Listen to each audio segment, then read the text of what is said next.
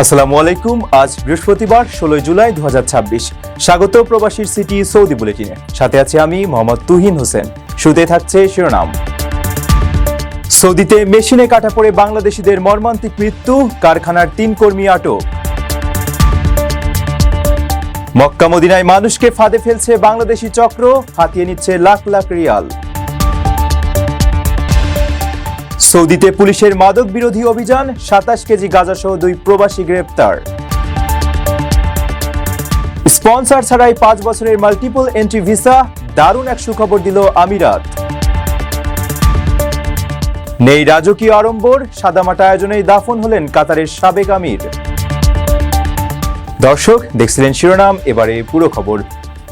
নিজের একটি স্বপ্নের ফ্ল্যাট এখন আর স্বপ্ন নয়। প্রবাসীর সিটিতে শুরু হয়েছে 6 বছর মেয়াদী সহজ কিস্তিতে ফ্ল্যাট কেনার দারুণ সুযোগ। এক ঠিকানায় আধুনিক জীবনযাপনের সব সুবিধা, নিরাপদ, পরিকল্পিত ও বিদেশের মতো স্মার্ট পরিবেশ। আজই বুকিং করুন আপনার পছন্দের ফ্ল্যাট আর গড়ে তুলুন নিজের স্থায়ী ঠিকানা। বিস্তারিত জানতে কল করুন স্ক্রিনে দেওয়া নাম্বারে। সৌদি আরবের আল কাসিম অঞ্চলে একটি খেজুর কারখানায় কাজ করার সময় মেশিনে কাটা পড়ে মোহাম্মদ নাদিম হোসেন নামের এক বাংলাদেশি যুবকের মর্মান্তিক মৃত্যু হয়েছে। মেশিন পরিষ্কার করার জন্য তিনি ভেতরে প্রবেশ করার পর বাইরে থেকে সহকর্মীরা ভুলবশত সেটি চালু করে দিলে এই দুর্ঘটনা ঘটে। এই ঘটনায় কারখানার 3 কর্মীকে জিজ্ঞাসাবাদের জন্য আটক করেছে সৌদি পুলিশ। সৌদি আরবের একটি খেজুর প্রক্রিয়াজাতকরণ কারখানায় কাজ করার সময় মেশিনে কাটা পড়ে এক বাংলাদেশি যুবক নিহত হয়েছেন। স্বজনরা জানান, ঘটনার সময় একটি মেশিন পরিষ্কার করার জন্য নাদিম মেশিনের ভেতরে প্রবেশ করেন। এ সময় বাইরে থাকা কয়েকজন সহকর্মী মেশিনটি চালু করলে তিনি মেশিনের ভেতরে কাটা পড়ে ঘটনাস্থলেই মারা যান। বুধবার বাংলাদেশ সময় রাত 7:45টার দিকে আল কাসিম অঞ্চলের বুকারিয়া এলাকায় এই দুর্ঘটনা ঘটে। নিহত মোহাম্মদ নাদিম হোসেন কুমিল্লার বুড়িচং পৌরসভার যদুপুর গ্রামের সামাদ মিয়ার ছেলে। জানা যায়, জীবিকার তাগিদে প্রায় 10 মাস আগে সৌদি পাড়ি জমান নাদিম। ঘটনার পর সৌদি আরবের পুলিশ ঘটনাস্থল পরিদর্শন করে তদন্ত শুরু করেছে। এই ঘটনায় কারখানায় 3 কর্মীকে জিজ্ঞাসাবাদের জন্য আটক করা হয়েছে বলে নিহতের পরিবার জানতে পেরেছে। এদিকে নাদিমের মৃত্যুর খবর দেশে পৌঁছানোর পর যদুপুর গ্রামে শোকের ছায়া নেমে আসে। স্বজনদের আহাজারিতে এলাকায় হৃদয়বিদারক পরিবেশের সৃষ্টি হয়েছে। পবিত্র মক্কা ও মদিনায় ওমরা পালনকারী ও সাধারণ প্রবাসীদের টার্গেট করে অভিনব কায়দায় প্রতারণা করছে একটি সংঘবদ্ধ বাংলাদেশি চক্র। হারাম শরীফ থেকে বের হওয়া ধর্মপ্রাণ মানুষদের বেশি মুনাফায় বৈদেশিক মুদ্রা পরিবর্তনের প্রলোভন দেখিয়ে এবং নজরবন্দি করে লাখ লাখ রিয়াল হাতিয়ে নিচ্ছে চক্রটি। পবিত্র ভূমিতে এমন অপকর্মে সাধারণ প্রবাসীদের মাঝে তীব্র ক্ষোভ ও আতঙ্ক বিরাজ করছে। পবিত্র ওমরা পালন ও ইবাদতের মতো মহৎ উদ্দেশ্যে সৌদি আরবে যাওয়া প্রবাসীরা নতুন এক আতঙ্কের মুখে পড়েছেন। পবিত্র নগরী মক্কা ও মদিনায় সক্রিয় হয়ে উঠেছে একটি সংঘবদ্ধ বাংলাদেশি প্রতারক চক্র। সুপরিকল্পিতভাবে তারা সাধারণ প্রবাসীদের লক্ষ্যবস্তু বানিয়ে লাখ লাখ রিয়াল হাতিয়ে নিচ্ছে। প্রতারক চক্রটি মূলত 2 থেকে 3 জনের ছোট ছোট দলে বিভক্ত হয়ে কাজ করে। তাদের প্রধান লক্ষ্যবস্তু হন পবিত্র হারাম শরীফ থেকে নামাজ শেষে বেরিয়ে আসা ধর্মপ্রাণ মানুষেরা।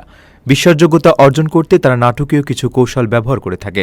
প্রথমে তারা টার্গেটের কাছে গিয়ে জানায় যে তাদের কাছে বাহরাইনি দিনার বা অন্য কোনো শক্তিশালী বৈদেশিক মুদ্রার বড় একটি চালান রয়েছে, যা তারা স্থানীয় কোনো ব্যাংক বা মানি এক্সচেঞ্জ থেকে ভাঙাতে পারছে না।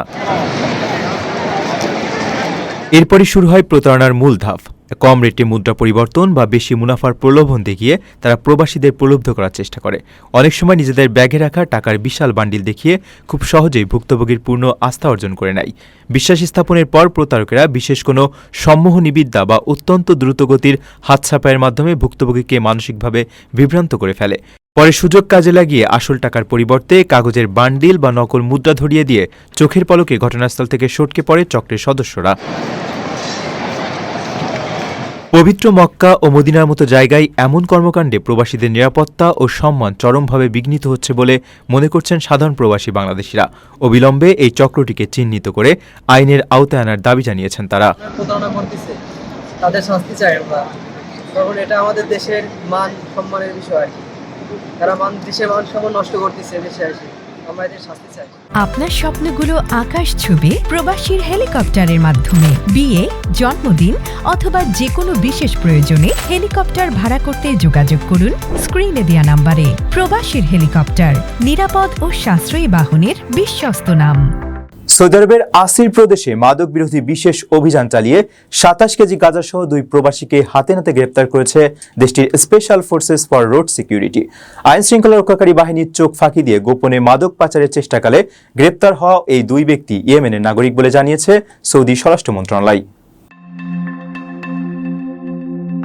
সৌদি আরবের আসির প্রদেশে মাদক বিরোধী এক সফল অভিযানে বিপুল পরিমাণ মাদকসহ ২ পাচারকারীকে গ্রেপ্তার করেছে দেশটির special forces for road security. এই বিশেষ অভিযানটি মধ্যপ্রাচ্যে মাদকের বিস্তার রোধে সৌদি প্রশাসনের কঠোর অবস্থানেরই একটি সুস্পষ্ট প্রমাণ। সৌদি স্বরাষ্ট্র মন্ত্রণালয়ের তথ্যমতে বৃহস্পতিবার আসির অঞ্চল থেকে ২৭ কেজি গাঁজাসহ ২ ব্যক্তিকে হাতে নাতে আটক করা হয়। গ্রেপ্তারকৃতরা ইয়েমেনের নাগরিক এবং তারা প্রবাসী হিসেবে দেশটিতে অবস্থান করছিলেন। আইন শৃঙ্খলা বাহিনীর চোখ ফাঁকি দিয়ে তারা গোপনে এই বিপুল পরিমাণ মাদক সরবরাহের চেষ্টা চালিয়ে আসছিলেন। ইতোমধ্যে গ্রেপ্তারকৃত ওই ২ ইয়েমেনি নাগরিকের বিরুদ্ধে প্রয়োজনীয় আইনি ব্যবস্থা গ্রহণ করা হয়েছে। পরবর্তী যথাযথ আইনি প্রক্রিয়ার জন্য তাদেরকে সংশ্লিষ্ট কর্তৃপক্ষের কাছে হস্তান্তর করেছে পুলিশ। উল্লেখ্য, সৌদি আরব মাদকের বিরুদ্ধে বরাবরই জিরো টলারেন্স নীতি মেনে চলে এবং এই ধরনের অপরাধের জন্য দেশটিতে কঠোর শাস্তির বিধান রয়েছে। পর্যটন ও বাণিজ্য খাতকে আরও গতিশীল করতে বিশ্বের যে কোনো প্রান্তের দর্শনার্থীদের জন্য স্পন্সর ছাড়াই ৫ বছর মেয়াদী মাল্টিপল এন্ট্রি ভিজিট ভিসা চালু করছে সংযুক্ত আরব আমিরাত। এই ভিসার মাধ্যমে একজন দর্শনার্থী প্রতি সফরে টানা ৯০ দিন দেশটিতে অবস্থান করতে পারবেন। তবে এর জন্য ব্যাংক অ্যাকাউন্টে ন্যূনতম $৪,০০০ ও বৈধ স্বাস্থ্য বীমা থাকা বাধ্যতামূলক করা হয়েছে। বিশ্বের যে কোনো প্রান্তের ভ্রমণ পিপাসুদের জন্য স্পন্সর ছাড়াই ৫ বছর মেয়াদী মাল্টিপল এন্ট্রি ভিজিট ভিসা চালু করেছে দুবাই। মূলত পর্যটন ও বাণিজ্য খাতকে আরও গতিশীল করতেই এই দারুণ সুবিধার ঘোষণা দেওয়া হয়েছে। সংশ্লিষ্ট কর্তৃপক্ষ জানিয়েছে, নতুন এই ভিসার আওতায় একজন দর্শনার্থী প্রতি সফরে টানা ৯০ দিন পর্যন্ত আমিরাতে অবস্থান করতে পারবেন। প্রয়োজনে এই মেয়াদ আরও ৯০ দিন বাড়ানো যাবে। তবে কোনো অবস্থাতেই ১ বছরে মোট অবস্থানের মেয়াদ ১৮০ দিনের বেশি হওয়া চলবে না। এই দীর্ঘমেয়াদী ভিসা পেতে আবেদনকারীর পাসপোর্টের অন্তত ৬ মাস মেয়াদ থাকতে হবে। সেই সঙ্গে ন্যূনতম $৪,০০০ সমপরিমাণ অর্থের ব্যাংক স্টেটমেন্ট, বৈধ স্বাস্থ্য বীমা এবং ফিরতি বিমান টিকিট থাকা বাধ্যতামূলক করা হয়েছে। এই যুগান্তকারী সিদ্ধান্তে মধ্যপ্রাচ্যের পর্যটনের নতুন দিগন্তের সূচনা হলো। নিজের একটি স্বপ্নের ফ্ল্যাট এখন আর স্বপ্ন নয়। প্রবাসীর সিটিতে শুরু হয়েছে ৬ বছর মেয়াদী সহজ কিস্তিতে ফ্ল্যাট কেনার দারুণ সুযোগ। এক ঠিকানায় আধুনিক জীবনযাপনের সব সুবিধা, নিরাপদ, পরিকল্পিত ও বিদেশের মতো স্মার্ট পরিবেশ। আজই বুকিং করুন আপনার পছন্দের ফ্ল্যাট আর গড়ে তুলুন নিজের স্থায়ী ঠিকানা। বিস্তারিত জানতে কল করুন স্ক্রিনে দেয়া নাম্বারে। আধুনিক কাতারের স্বপ্নদ্রষ্টা ও সাবেক আমির শেখ হামাদ বিন খলিফা আল থানিকে কোনো রাজকীয় আড়ম্বর ছাড়াই অত্যন্ত সাদামাটাভাবে দাফন করা হয়েছে। দোহার গ্র্যান্ড মসজিদে জানাজা শেষে পরিবারের ঘনিষ্ঠ সদস্যদের উপস্থিতিতে চোখের জলে তাকে চিরবিদায় জানানো হয়। বিপুল ঐশ্বর্য ও ক্ষমতার অধিকারী হওয়া সত্ত্বেও তার এমন অনাড়ম্বর অন্তিম যাত্রা বিশ্ববাসীর নজর কেড়েছে। বিশ্ববাসীর নজর কেড়েছে কাতারের সাবেক আমিরের অত্যন্ত সাদামাটা দাফন। রোববার দোহার ইমাম মোহাম্মদ ইবনে আব্দুল ওয়াহাব মসজিদে জানাজা শেষে লুসাইল কবরস্থানে শেখ হামাদ বিন খলিফা আল থানিকে সমাহিত করা হয়। ভিডিওতে দেখা যায় কোনো রাজকীয় আড়ম্বর বা জাঁকজমক ছাড়াই সম্পূর্ণ সাধারণ রীতিতে তাকে চিরশায়িত করা হয়েছে।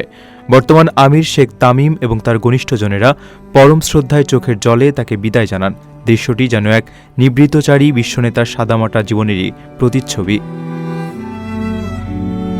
১৯৯৫ থেকে ২০১৩ সাল পর্যন্ত কাতারের আমির হিসেবে দায়িত্ব পালন করেন শেখ হামাদ।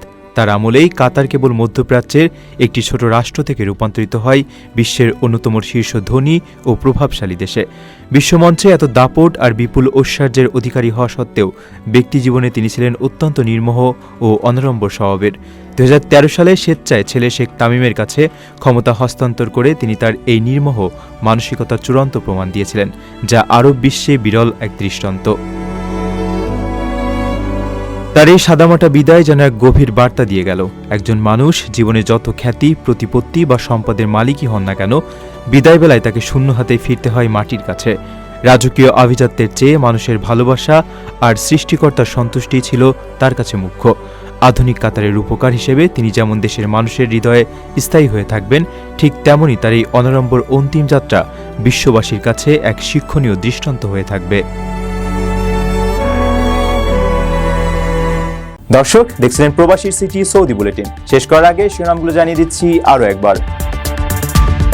সৌদিতে মেশিনে কাটা পড়ে বাংলাদেশিদের মর্মান্তিক মৃত্যু, কারখানার 3 কর্মী আটক। মক্কা মদিনায় মানুষকে ফাঁদে ফেলছে বাংলাদেশি চক্র, হাতিয়ে নিচ্ছে লাখ লাখ রিয়াল। সৌদিতে পুলিশের মাদক বিরোধী অভিযান, 27 কেজি গাঁজাসহ 2 প্রবাসী গ্রেপ্তার। স্পন্সর ছাড়াই 5 বছরের মাল্টিপল এন্ট্রি ভিসা, দারুণ এক সুখবর দিল আমিরাত। নেই রাজকীয় আড়ম্বর, সাদামাটা আয়োজনেই দাফন হলেন কাতারের সাবেক আমির। এই ছিল সৌদি বুলেটিনের আজকের আয়োজনে। প্রবাসের সর্বশেষ সংবাদ পেতে ভিজিট করুন probastoime.com। সাবস্ক্রাইব করুন আমাদের ইউটিউব চ্যানেল এবং চোখ রাখুন ফেসবুক পেজে। পরবর্তী বুলেটিন দেখার আমন্ত্রণ জানিয়ে আজকের মতো বিদায় নিচ্ছি আমি মোহাম্মদ তুহিন হোসেন। সে পর্যন্ত সবাই ভালো থাকবেন এবং নিরাপদে থাকবেন। আল্লাহ হাফেজ।